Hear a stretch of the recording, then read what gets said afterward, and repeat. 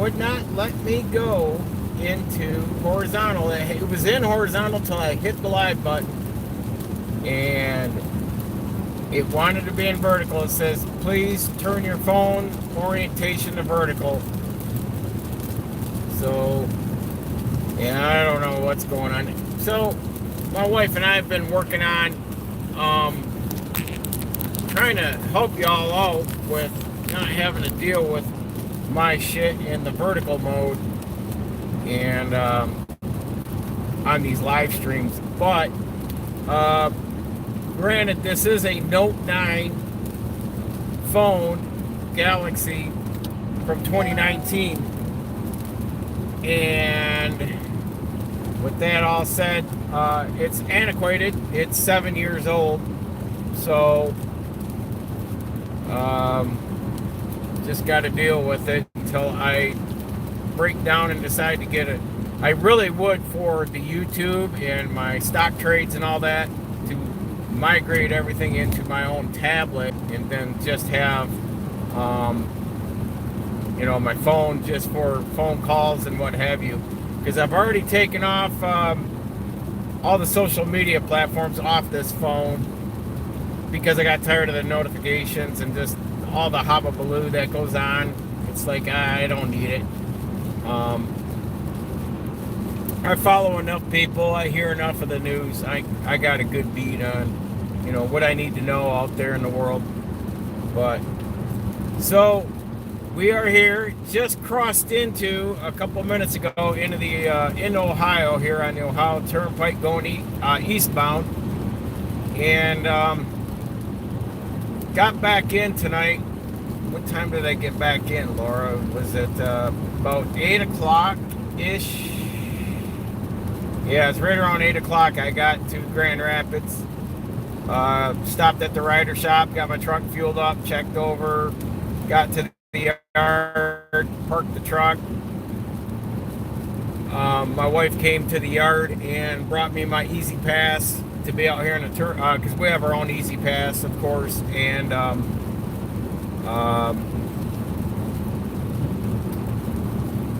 it didn't work. Yeah, no, it didn't work. Can you hear me okay, Laura? Is the audio okay? Give me a thumbs up or something. So, got the truck parked, cleaned out. She came and picked up all like my laundry and all that jazz, dirty dishes and stuff that needed to go home. Brought me some shoes and some other things, paperwork, and then I left right from our yard, fueled up the car, and here I am. So the reason for this trip is, the wife and I, we've locked in and are buying a house in Arizona. We're 99% there. Now, my dad and stepmom have stepped forward and said they, wanted to help us out with some of the inheritance money. I think they just, hey, give you a portion of it while we're still alive and this stuff. So I said, sure, at first I was like, no, I think we got this. And then I said, you know what? I wouldn't mind dabbling with a little bit just to give, so we've got a little bit in reserve for a cushion. So I'm driving down there. Either see how far I can go before I get too tired, but I'm only I think I'm 3 hours away right now, so it doesn't take all that long, maybe 3.5 hours when I checked the GPS. So I got to go across the turnpike and get off at the 480, take the 480 highway across to the 271 up to 90 and around. I usually don't jump off before Cleveland. I try to go around the bottom side and over and up the east side of it, because up around the lake side, it's scenic in the summertime, but just going through downtown up through that part's just a shit show. I've been doing this since I was 16 years old. When I'd come to visit my dad, I would jump in a car in the summer months and from school and drive down here on my own. And yeah, would you send a 16, 17-year-old kid back in those days, that was back in my day in the 80s. And I'm talking about before, well, shit, I graduated high school in 1985. And so this is like summers of 83 and 84. I drove down by myself. So tell me you're going to send your 16, 17-year-old kid out a couple states over on their own driving. So, yeah, I did that. And I've been doing it for many a years now, coming down here. It doesn't take long, about a 5.5 hour drive overall. The drive has gotten shorter because back in the 80s, the speed limit was 55, so it took you more like 6.5, 7 hours. Now the speed limit's up to 70 throughout Michigan, Indiana, and Ohio, depending on which way I come across. And it's cut down the time, just the higher speed limit. And I got the dome light on so you guys can get at least see me. But let me see, make sure that lighting is check my lighting here. Lighting. There we go. Is that better? That should be a little better. So, right now I'm just dealing with some trucks. The rain came down. It got down. It started raining right at the Michigan-Indiana state line and got on the turnpike. I came across heading in horrendous black clouds and waterfall like thunderstorms in Kalamazoo, and then it kind of dissipated about half an hour north of Kalamazoo, going up 131 there. Man, this dude's way out almost in the grass. You wonder why these guys flip these trucks over on the turnpike all the time. These two freaking monkeys are just playing side by side. And I'll tell a little bit. I had a run-in with a guy earlier this week.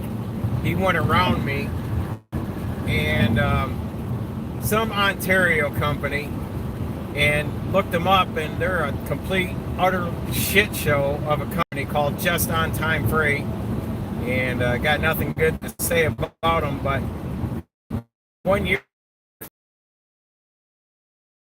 vehicle, as he did to me, went around me quickly. Then, as he nearly clipped my front bumper, slammed on his brake.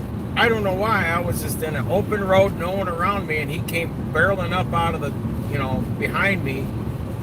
I stayed in the right lane. He could have passed me, kind of kept going, but he decided to get right up nose to nose with me, in front of me, and then slam on his brakes. Man, this dude's like from one side to the other in rumble strips.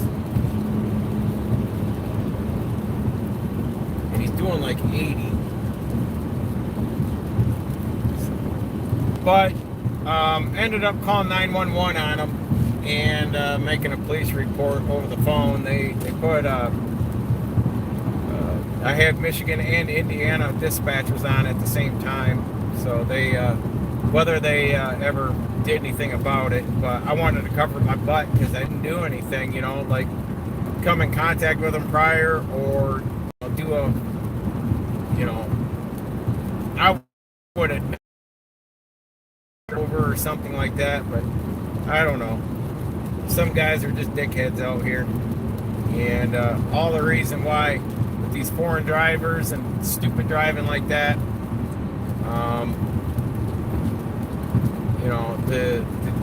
to say the end is getting nearer as far as my driving career, because I got back in it just to get us out of debt and elevate us, and that's all I used trucking for. I wasn't going to make it a lifelong career. I didn't want to the first time around, and I don't want to now. So I, got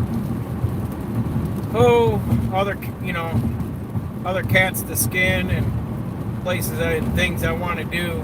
And trucking's kind of impeding my time to get out and take up things I want to get accomplished in life.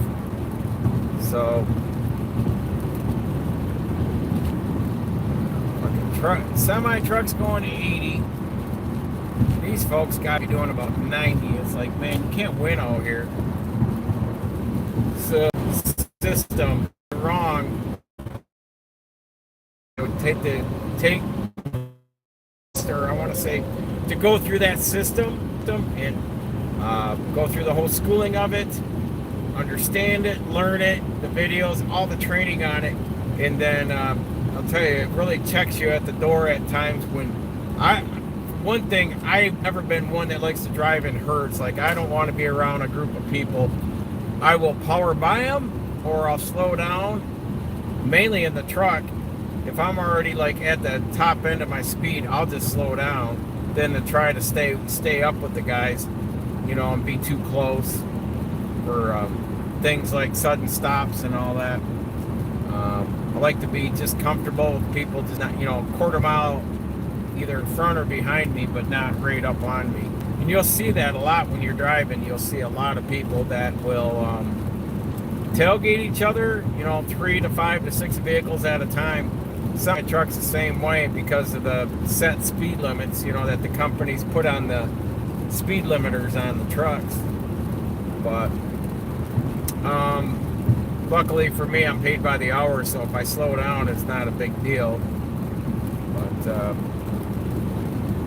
yeah, I'm just cruising around at 75 miles an hour right now. It's like just trying to stay out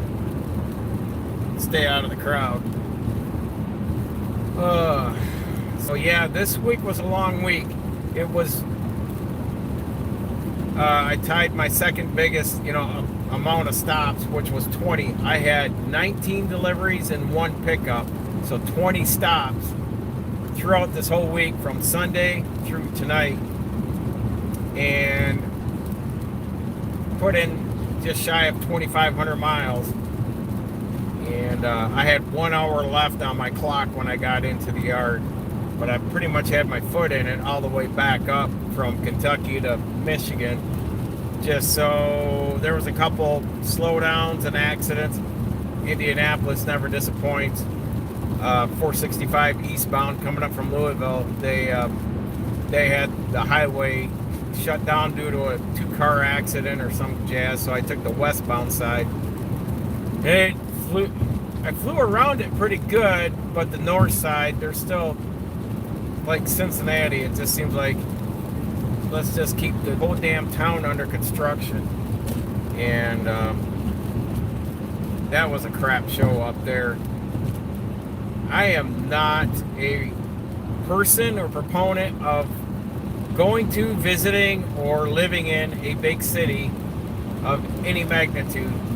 You're talking like Chicago. I live out in the countryside where there's dairy farms and commercial dairy farms, commercial chicken farms, fields. I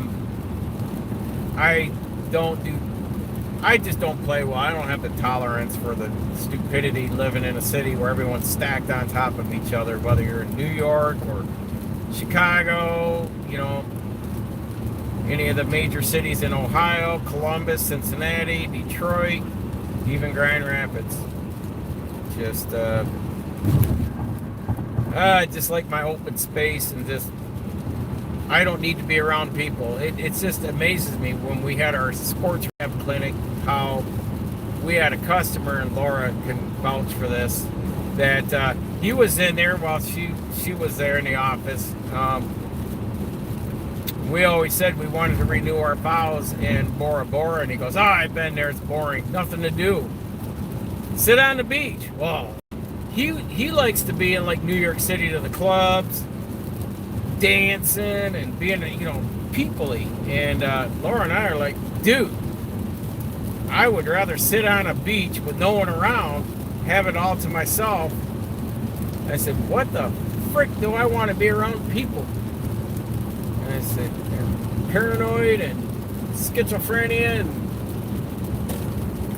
flaky and just, look at people nowadays, damn population in America can't figure out which bathroom to use anymore. So, any more than, I don't even want to be on a cruise.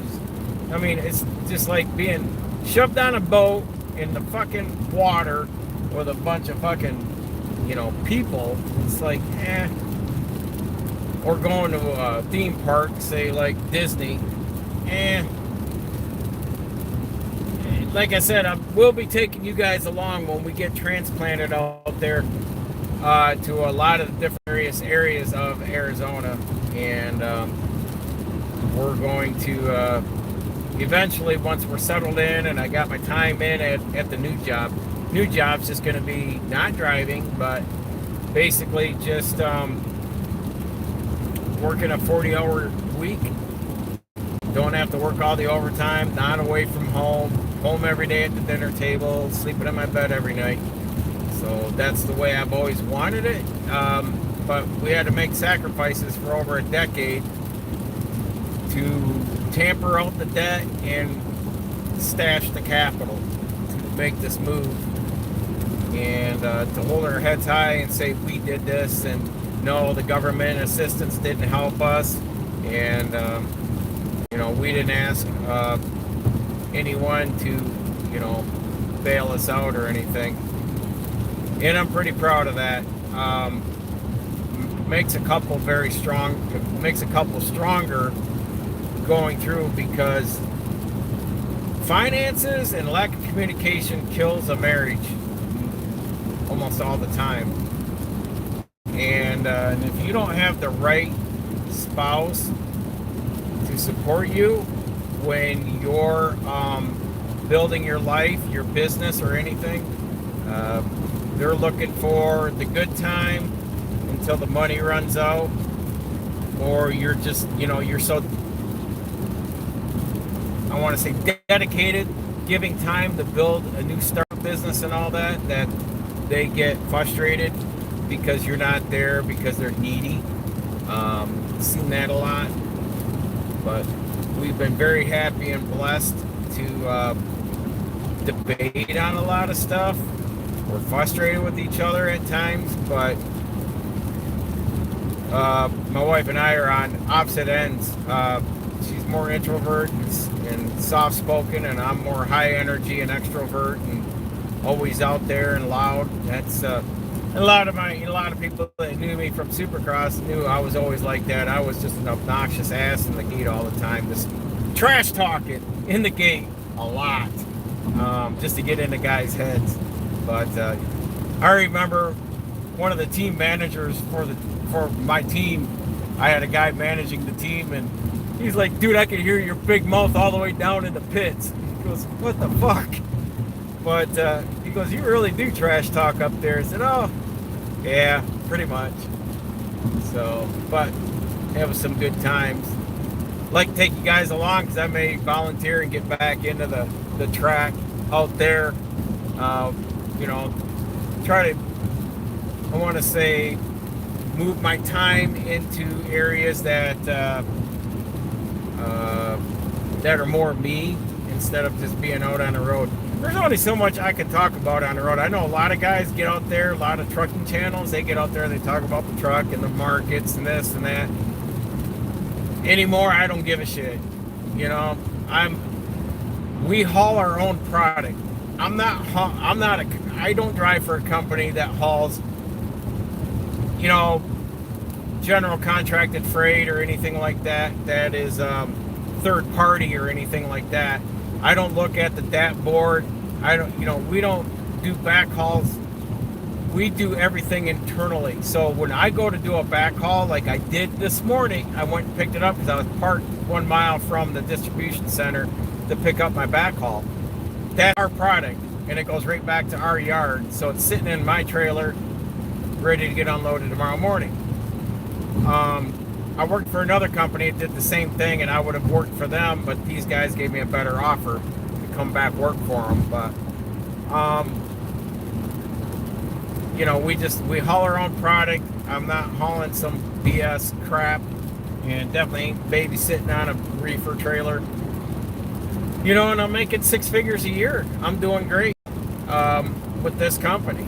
And I've had some people like, "You're going to give all that up?" And I said, "Dude, sometimes it's just not all about the money.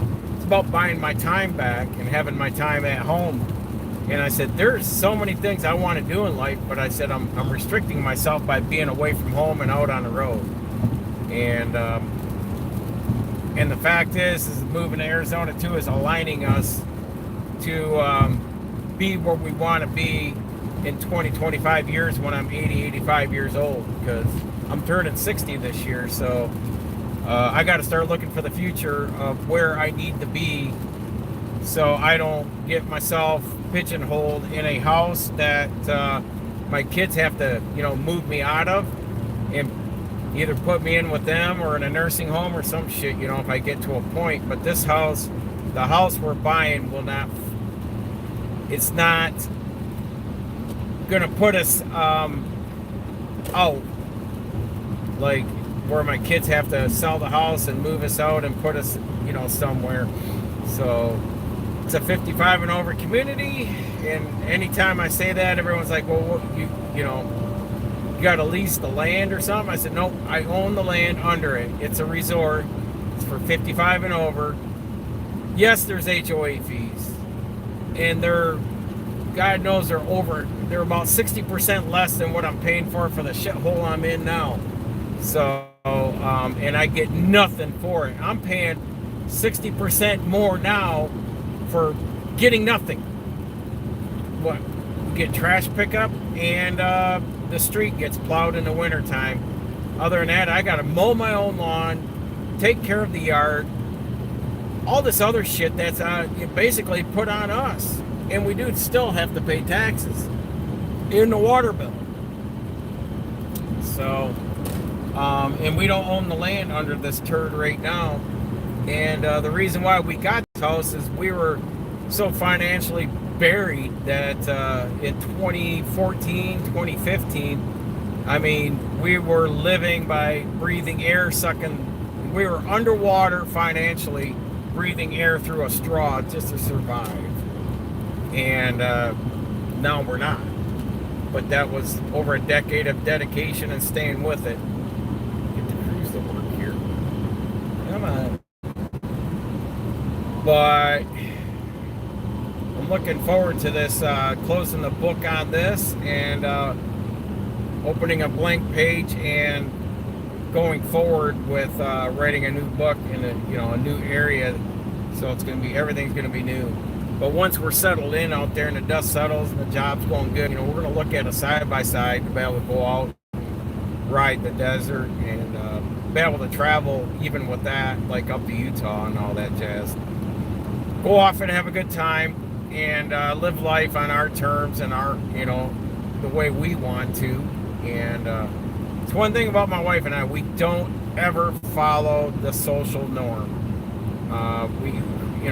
She told me about her days of coming through high school, and it kind of mirrored what I did. You were always kind of the outsider, the outcast, because you never went with the clique. You never followed what everyone else was doing. You kind of just went off and just marched at your own beat, did your own thing. And as I've always said is, when you try to go in with the crowd and all that, it just doesn't feel right. Whether it's just trying to have that conformity of just going along with the rest of the crowd, thinking that you're doing the right thing for your family. But overall, there's things that you really want to do with your family that breaks that conformity, and then people feel like, oh, you're an asshole, or they feel that you're a little different or weird. But really, I'd rather just stay in my own lane, do my own thing, or as I tell my wife, I'm just staying in my lane and doing rod things. And I'm not going to sit and try to follow this guy or do this. I don't mind taking advice and opinions, but I just like to go out and do my thing. Now, not everyone's going to be agreeing, well, I don't agree going that way in life. Well, this is the way I want to go. This is the way it's going to make me the most happy. And to each their own. It's just like, say with religion, for example, doesn't matter what book you pick up or this or that, but other than worshiping Satan. But if you're going to the heavens and the God. You just want to everybody follow their own path. You're going to get to the same place. It just depends on which door you're going to go through to be taught. And I definitely just doing my own thing, and I enjoy that. I think that's a good aspect. It keeps builds character, so you're not becoming the same old as the rest of the crowd. Granted, I know people, got a few people I can call friends, but excuse me. Well, overall, it makes it nicer, because then when you stay in your own lane, follow your, you know where you want to go in life. Like, I know where I want to be in 20 years. And that's where I never got that when people would ask you back when I was in my 20s. They're like, where do you see yourself in 10 or 20 years or 5 years? And I'm like, I don't know, here at this company working, I don't know. But they, they're always looking to see, do you have any aspirations of doing something more than just this? Are you looking to level up and get more education, become more than just day in and day out doing the same job? That's what I saw with a lot of family members that worked in factories. They just did the repetitive job day in and day out, and to collect a paycheck and then work towards their retirement, their pension, but they never did anything else. And you become antiquated and dated, because then you don't learn anything new, and then you end up getting complacent, and then you get, I want to say, left behind, because you're really not educating yourself unless you're in a higher job profile that requires you for continuing education. But man, the auto workers on the east side of Michigan, in the 70s and 80s, all those guys did was stand in front of a stamping machine, or kind of did the same thing every day. So they kind of knew what was expected and what to be, what's to be done. But I've been one to kind of just throw a wrench in every day, do something different. And driving is the same way. You're never doing the same thing time after time after time. I did that when I drove garbage truck for waste management, dumping commercial containers. You look at the route sheet, and you just, like, Monday, certain businesses, you just, every day, Monday through Friday, you knew where you're going to be, and they pretty much knew where you're going to be at what time, because you pretty much had the route down to where it was just repetitive. And repetition's nice if you want to, get good at something and master it. But when you, I want to say, keep, you want to change it up and do something different, you're going to break that routine. And that's me, just stepping out of, I want to say, I'm always out of my comfort zone. A lot of people don't like change. Human beings are creatures of habit. They do not like change. And that's just the nature of human beings. I've always been one that I get bored when I'm doing the same thing over and over and over. And I like to, find a way to, what can be changed to give it more of a challenge and more stimulating. But anyhow, yeah, so big long week, but turned around, she met me at the yard. We exchanged stuff. She gave me some paperwork and the Easy Pass and a pair of tennis shoes, and got on the road and got going. So I am, to give you all an update here, I'm at the 39, the 109. I must be coming up, I think I got to be getting close to Wauseon, Ohio. Used to work for a company out of there. But surprised there's a lot of heavy truck traffic tonight out here on the turnpike. And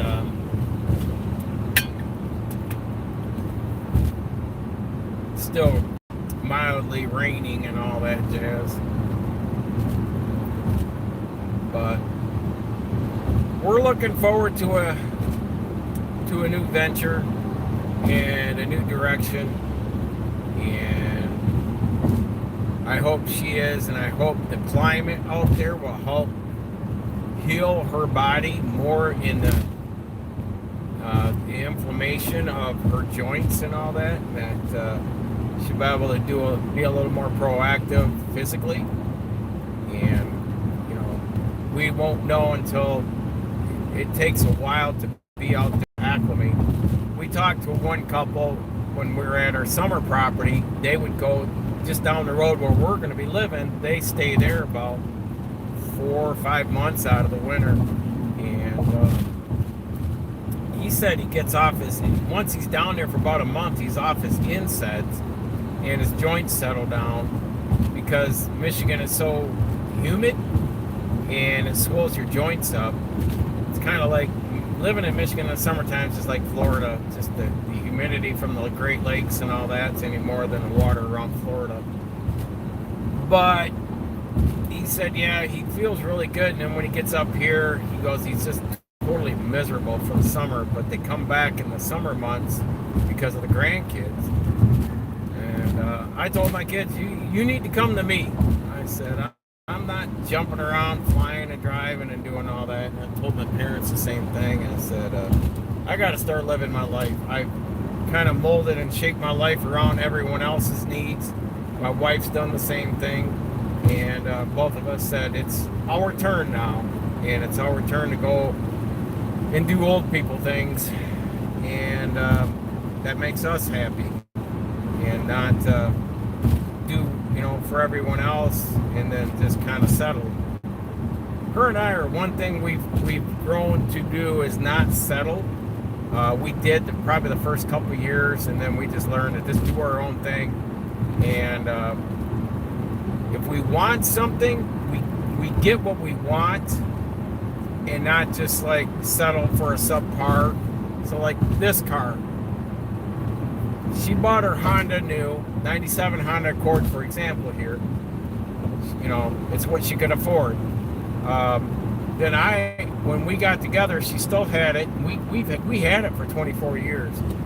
But when I got my first new Ford Fusion, she got a chance to drive it. She goes, "Oh my gosh!" She goes, "It's no wonder why you're comfortable." That car was just, felt so good to her, because she had more of the baseline Honda Accord. So when it was her time to get out of the Honda, we found this car, but it took a couple of weeks. We came back and they still had it, but they dropped the price. She wanted this, and she goes, "That's the car I want. I just wanted to make sure we had a little more motor than a 4-cylinder." And she really loved this car for quite a while, but her medical needs and another family member, she goes, if the car sits too low, it was getting difficult for her to get in and out of, and for her mother with a cane and all that.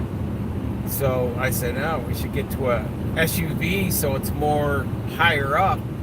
And we looked around for months thinking we were going to go back into a Honda, and the Honda cockpits were just not comfortable for then, and that was 2020. So ended up being that 2019 Toyota Highlander we have was a good fit. It's been comfortable for her, and it has running boards, factory running boards on it that helps to step up into it. So that was all the things I really liked about that vehicle. And it's got a good towing package on it, so we can always tow like a 16-foot enclosed trailer and pull a side-by-side, something like that, and it won't have a problem. And plus I have my Ram to also tow. But we went after what we wanted, and that's just it. We just don't settle. If we want something materialistically, we get what we want. We don't settle. We're not going to go out and spend money on something that is not going measure up to what we really wanted to check the boxes off. So we will save up and wait for a deal on that item and then go after it. But we become very patient in waiting instead of like impulse and stuff like that. That's one thing I learned from her, is not being emotional or impulsive on making especially large ticket item purchases. So we things are nice. It's nice to have things, but I don't need the gratitude of getting it like right now and sacrificing, paying a higher price, or taking a subpar quality of that product I really wanted. So that's just something people have lost their way on. It's just not being patient, and don't ever buy anything, whether it's a small item, could be a TV, piece of furniture, to a vehicle, to a house. Never get emotional about the purchase. Make sure you're looking at it in all angles and getting a good deal, and always look into see if there's better deals into it. So she's always about that, and that's been our mantra, is never pay retail for anything.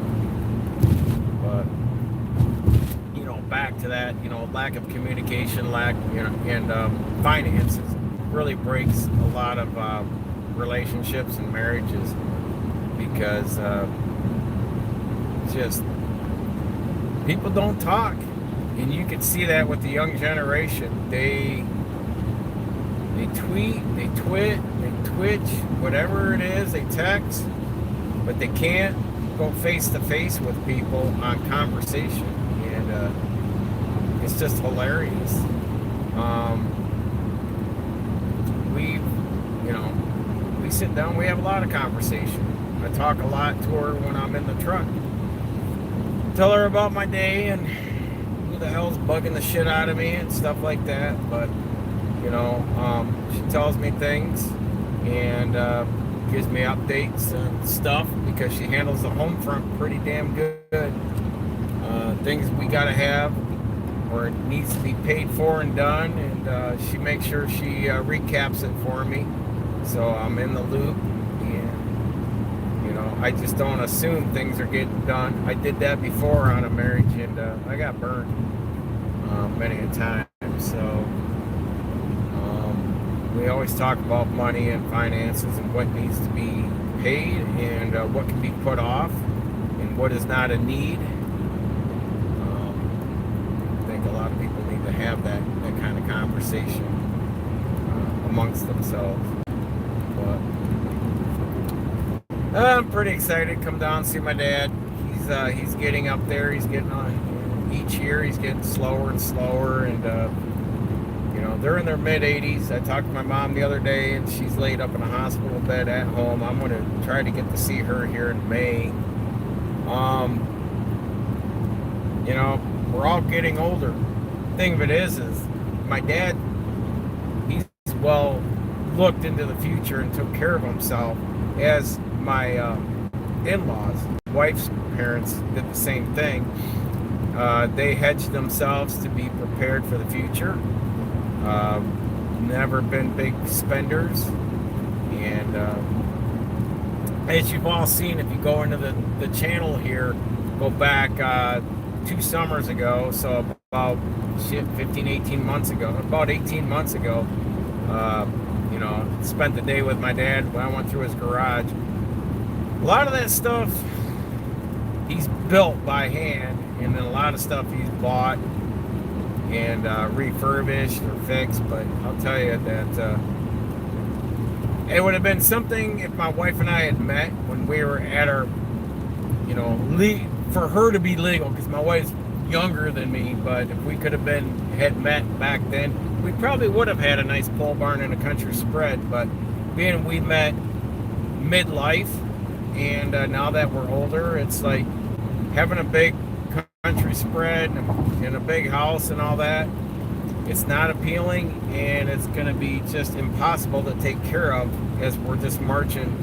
Each day we're getting older, and there's nothing you can do about Father Time. So we're just trying to get ourselves positioned so we're going to live meek and have that availability and time to be able to go out and do things together, travel and do and see things until our health.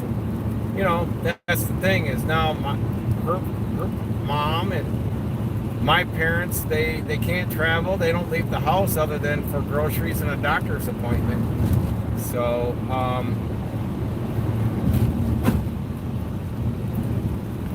you know, and in the wintertime really locks them in more, you know, indoors. And her and I are indoor people, but we're pretty happy with the place we're getting because it's going to allow us to have a nice little tropical backyard. And the front porch is going to be able to look down the street at palm trees and Superstition Mountains out there. It's going to have, you know, we'll be able to get a view. I believe we can get a good view from the at them from our place. But you know, at some point you just got to buy your time back, but you got to look at and say, you know, what are my needs going to be in 10, 20, 25 years, you know, when I'm 80, 85, what are my needs going to be? And I'd rather get in position for them now than having my kids step in and try to scamper around and take care of them, you know, later on. I try not to procrastinate. Sometimes I'm slow as I'm getting older here to get things done, but I know what needs to be done, and I chip away at it. Like I said, to get the things I want to get done is kind of hard when you're on the road 5 days a week, and especially when you get stressed out in the wintertime, you're dealing with the snow and ice and all that jazz, and come home and you're just so mentally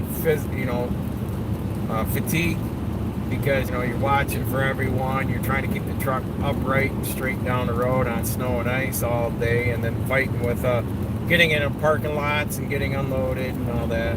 So I'm way more tired in the wintertime. Summertime, I've got a lot more energy, and that's where I think it's going to help out being in the sunlight.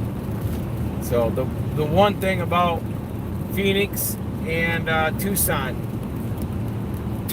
the #1 city in the nation for the most sunny days at 85%, and Phoenix is 80% of the year is sunny, and both of us want more of that. I know everyone's like, oh, the heat, and I'm like, dude, reverse psychology. Summertime, you go in the AC. Probably by October to the end of April, May, you know, starting into May, you know, yeah, it's comfortable. It's decent weather. Like mid-May to, I want to say May through September, you got, you know, your heat index is up there, but it's a dry heat. It's not humid. Michigan, man, you add that freaking humidity. You got 90 degree temps with 90% humidity. It's freaking like, you can't breathe in the shit. And but the reverse psychology is then, you know, from Halloween to Easter, you're dealing with fucking cold temps, snow and ice and all that, and overcast. Most of the time it's always overcast, and just drab and dreary and all that stuff. The novelty of living in the north in the winters, that's long gone for me, like decades ago, and don't care for it. And I said when I leave Michigan, I said there will be no man on this planet that can build me a snow shovel that's going to fit my hand, because from that point on, snow shovels don't fit my hand. So I don't touch snow, I don't shovel snow, I never will deal with snow anymore. So I'm over that. And just want to go off and be happy. And sometimes you gotta give up some things in life. Don't always settle, but you also got to remember, as you're getting older, there's things you just, you you just can't really do that you used to be able to do. But you got to be sensible about what you're aligning yourself to do, and plan accordingly. I want to say each step of the way, when you hit your 40s, your 50s, your 60s, you're just going to want to know, what's the next step, or instead of jumping off, jumps and snowboard and, down a hill and all that. Should I be doing that in my 60s and taking a chance and getting racked up? I mean, I've already busted myself up quite a bit in many ways from supercross and snowboarding. So I probably be taking up golf, doing a lot of walking. I'd like to get back into doing workouts, like CrossFit workouts. Probably after I get limbered up a little more. But it'll be nice to be able to have that personal time back to invest in my physical health, because that's the three components that we're going to work on is God, physical, and mental health. And because you can have all the money in the world, but if you don't have your physical health, then you can't buy your health back with all the money in the world if you're just dying because you've abused it or mistreated or didn't eat right, just, or how you handled stress. Everyone handles and copes with stress differently. I guess I just walk around with I don't give a shit attitude. Some things I do. The biggest thing I probably ever get frustrated with is when I have debt and and I owe money to, say, the IRS or my student loan debt, those kind of debts. Yeah, I'm like, get those things, get them paid off, get them out of my life, because I don't like people having leverage on me, especially when it comes to debt. So, with that said, I just want to be able to go through life. I don't need to be flashy and flexing. I was like that about 12 years ago, and even when I was younger, but now I'm like, dude, I'd rather just be, what are you doing? Oh, what it is with these people, they'll drive 45 miles an hour. It's just a very light mist rain, and they're going like 45 miles an hour with their four-ways on. I just never understood that. And it's, where are we at? 11:49 at night. It's like, dude, if you're that fucking terrified, get off the road and get a hotel room or something. But I'm pretty jazzed up and looking forward to this move. I'll be back tomorrow. I got to go get the trailer down to the house out of storage that tows my golf cart. Got a 6x10 with a ramp, open top trailer. We got a storage locker there in our Grand Rapids, so we're gonna start moving things we are taking with us to that storage locker on Saturday. Probably gonna take a couple trips, I think, is all it's gonna take at the most. And it'll give us a better insight of things in the house, and what's left to be to have gotten rid of, and open up more space so I got to get a painter in there. That I know, and my neighbor's I contracted him to come in and power wash around the house, the outside. Plus, I got windows replaced. I'd like to find someone that could stain those damn decks. I don't know if I want to take them on or not. It's like, man, that's gonna be a lot of work. Jeez. Wow, that's gonna bend a rim. Fucking pothole. You can tell with this rain, it's just heaving up the cement and asphalt, and it's just putting some rough edge potholes. I didn't see that one in the dark. hit it doing about 45. Construction zone, so we're down to 35 with blue lights. I got the police out here trying to keep everyone tampered down. I don't know if they're picking up or putting down the barriers. I would imagine putting down. They construction zones are building up now, so this last week, as it's gotten nicer, I'm seeing more and more barrels and construction zones popping up in my travels. I'll tell you, the orange barrel syndrome out here, it's just, man, I tell you, they must make a pension retirement off from just, yeah, got to throw up a bunch of orange barrels and there's no equipment, no nothing going on, just orange barrels, shutting down a lane. And I'm like, until you're going to actively be in there with equipment, it's like, stop. Bureaucrats hard at work, to spend our taxpayers' dollars on stupid ass shit any more than overseas wars and stuff. Come on. Alright, we're out of the zone. Get back up to speed here. That pothole is really, car feels alright. Man, I'll tell you that.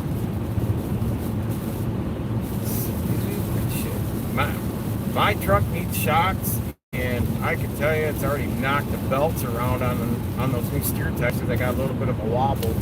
They probably ain't gonna do nothing about it, so I don't even say anything anymore. It's like that truck's taking a beat. You can tell the steering's getting sloppier. It's getting worn out. See that coming up on 510,000 miles. But between the back roads in the Appalachians and in these interstates in the Midwest with all the potholes, it just takes a beat every day, every week, day in and day out.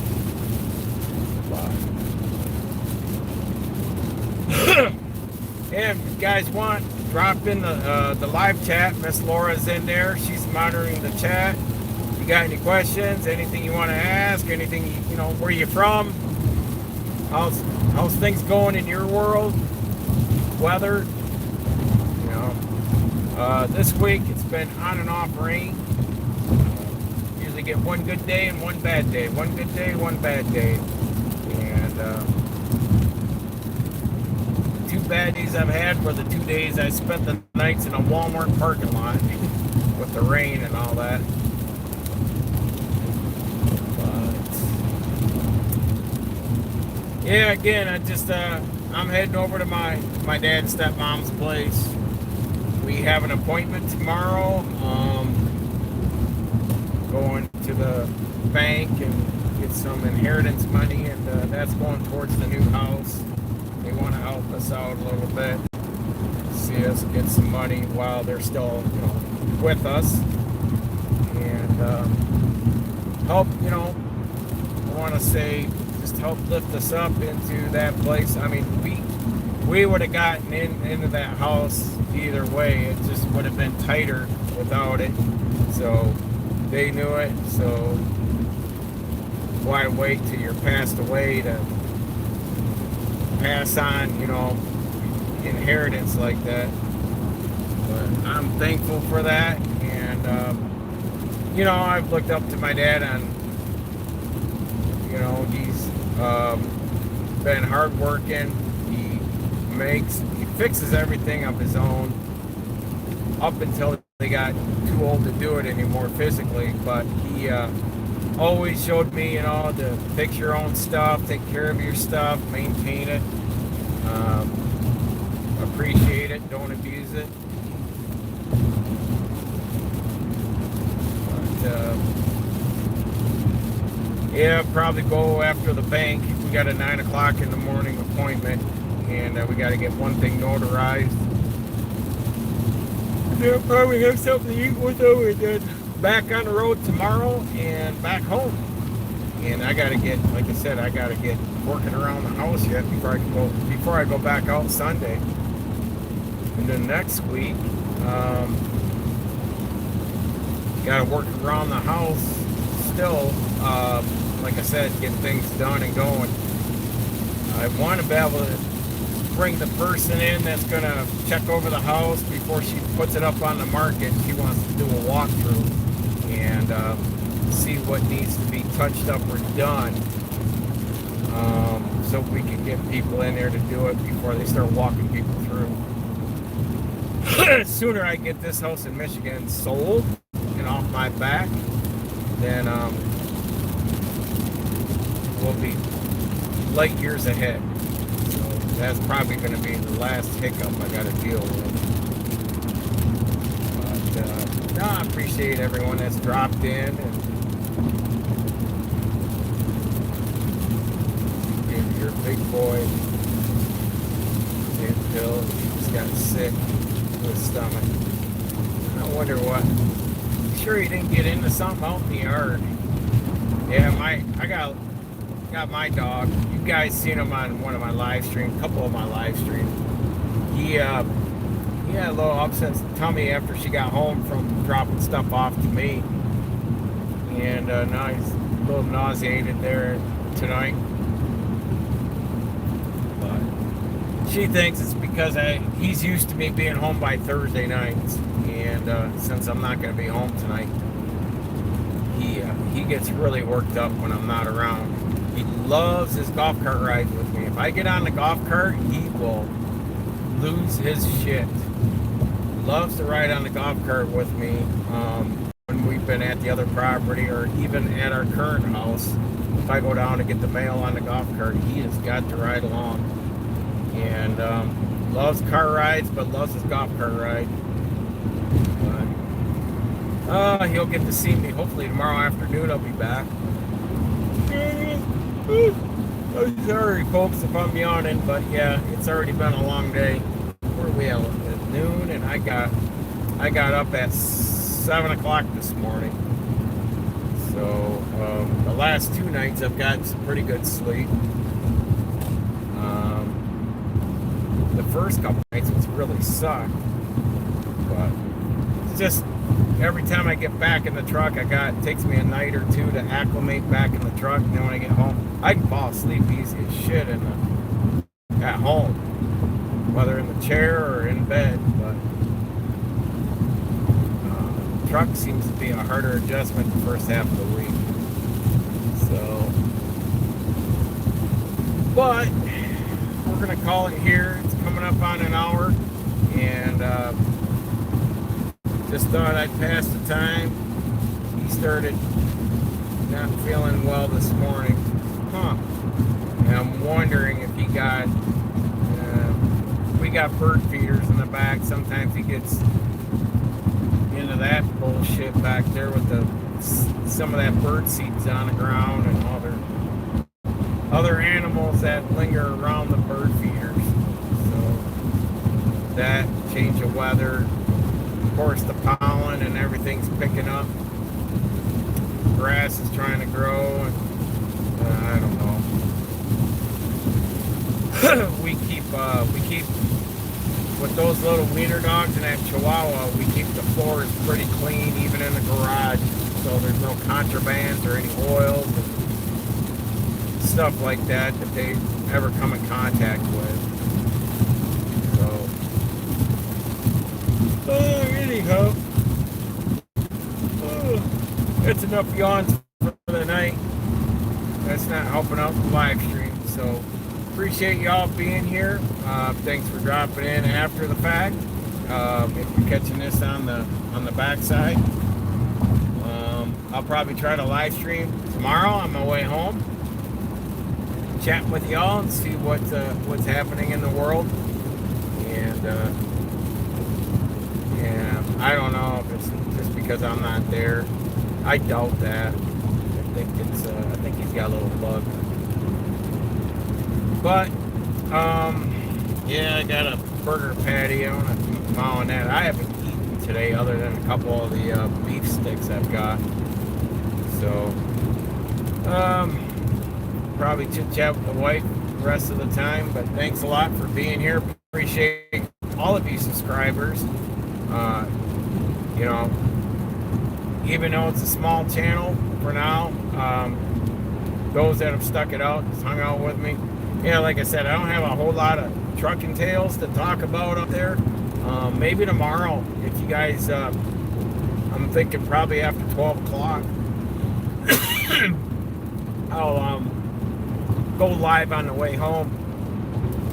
Maybe we can do some story time things that, you know, that I've seen or done out there. And being I've been driving since 1988, you know, there's always some stories to be told here and there, and things that have happened that are usually a one-off or an unusual. So, but yeah, you guys take care, stay safe, continue educating yourself. Knowledge is learned, not taught. And I'll definitely try to push to do a live stream on the road tomorrow on the way back. So take care, and we'll see you in the next video.